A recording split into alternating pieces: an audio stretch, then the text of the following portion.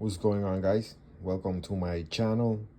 And today I want to talk about Aliens versus Avengers number one. Give it a quick review, a little bit of a breakdown. Um, this book, first of all, it's a beautiful book. Artistically, visually, it's it's up there, man. It's the visuals are pretty neat, pretty amazing. Um, This is the team. The writer is Jonathan Hickman. Artist is Isad Ribic. The cover artist is Eve Swarsina. Letter is Corey Petit. Um,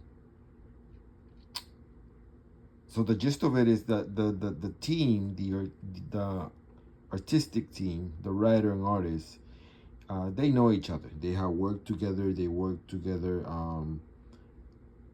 back about 9 years ago on Secret Wars. That was a 9-issue series that they did for Marvel, and I have it. It's an amazing series, and just top-notch stuff that they did back then.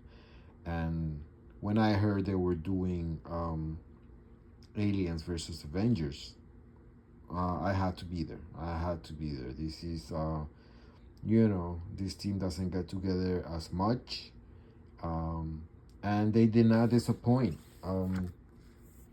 This is a beautiful book. Look at this cover over here. We have Captain America, Iron Man, and Captain Marvel with the alien in the back. And it's a solid story. Let me tell you, it's a solid story. It's not a bad story. Like I said, visually this looks outstanding. Just beautiful, beautiful stuff. No complaints at all when it comes to the visuals. This is just amazing, amazing stuff. What I have a problem with, basically, it's the story of the aliens. Let's talk about the aliens a little bit. In the outer reaches of space, an alien species lurks, known as xenomorphs. They reproduce by implanting their embryos in live hosts, where the embryo rapidly matures and ultimately kills the host by bursting out of their chest. Adult xenomorphs are semi-intelligent and extremely hostile. Once a xenomorph hive takes root, there's nowhere to hide from the deadly aliens. That's the gist of the aliens. I love Aliens. I love Alien, the first movie. I love Aliens, the sequel by James Cameron. That was a badass, testosterone-filled horror action type of movie. The first movie is a classic, also sci-fi horror mixed together. Just beautiful stuff. The sequels I'm not that much of a fan of. The new stuff I wouldn't even bother. The new movie I wouldn't even bother to go see it. But this is where suspending my disbelief is a very hard task, at least for me. The xenomorph are formidable monsters that they can be in space. To me, I just have a hard time thinking that the xenomorph could take over Earth and defeat, for example, Apocalypse, one of the most powerful, older, smartest mutants in the Marvel universe. It's just it's hard to believe that the xenomorph could take over planet Earth in the Marvel universe.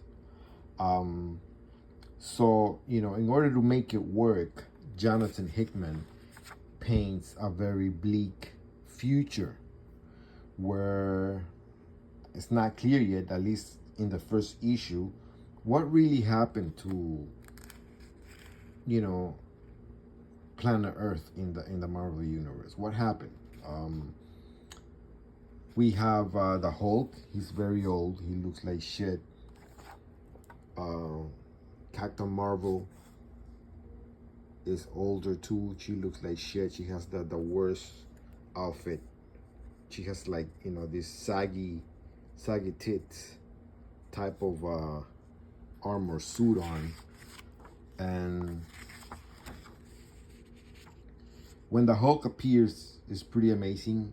In Hulk form, he still looks powerful and menacing, and that's where the action comes from.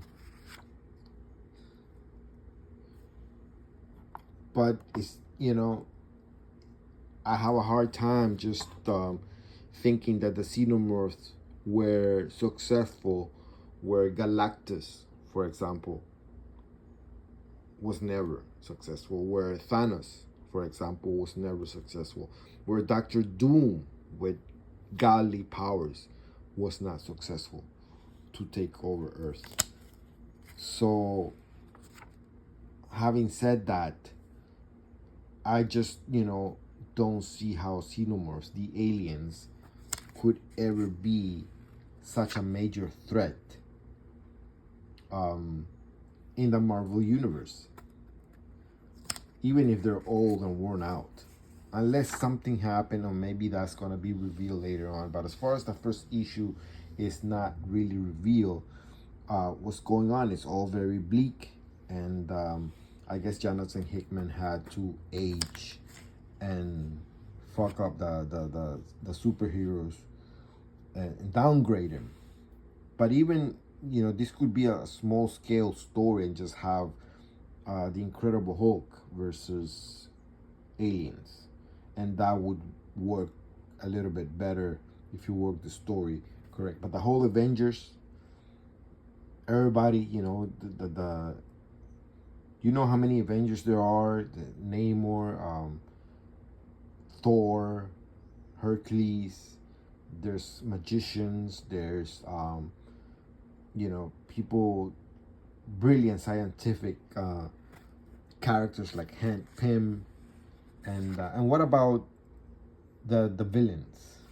Look at this visual, beautiful visual.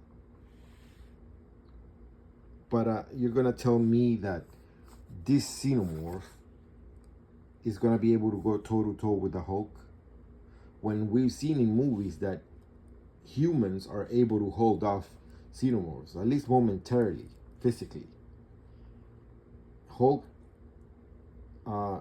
is, in my opinion, able to just, you know, send a Xenomorph into orbit by just throwing him. That's just my view. Acid blood should not be able to affect the Hulk, and that's where I have the problem with the story, basically. Suspending my disbelief, downgrading the characters, the Marvel characters, because in their own right they're powerful.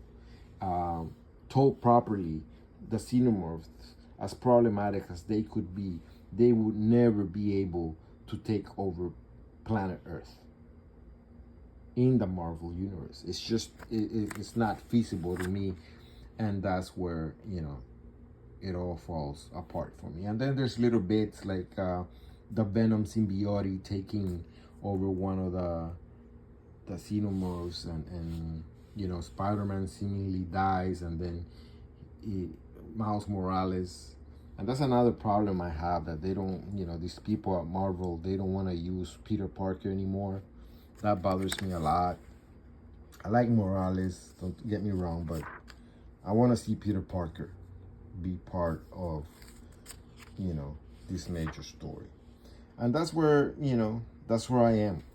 I have a problem with the story itself, but I'm, you know, I'm gonna get all the issues, just because, I mean, Hickman and Ribic are just, they're an amazing team, and you know, this is just a beautiful book to look at.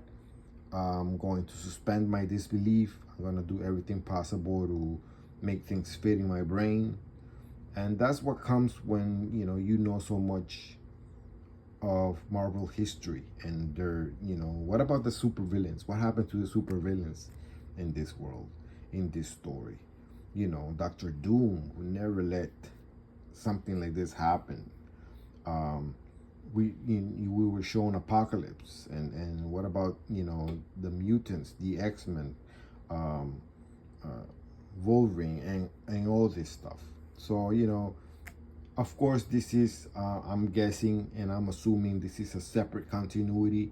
It's not in real continuity, and that's where, Hickman takes a little bit of liberties with the story. So from a scale of 1 to 10, I give this story a very solid 8. And it would be almost a 10 if it weren't because of the story, the little plot holes that I see to this point. But visually, the book is stunning, it's beautiful, and I'm looking forward to the next issues. Thank you guys for listening to my review, and keep it coming. Please subscribe to my channel. Let me have some comments, give me likes, dislikes. Again, please subscribe. Peace.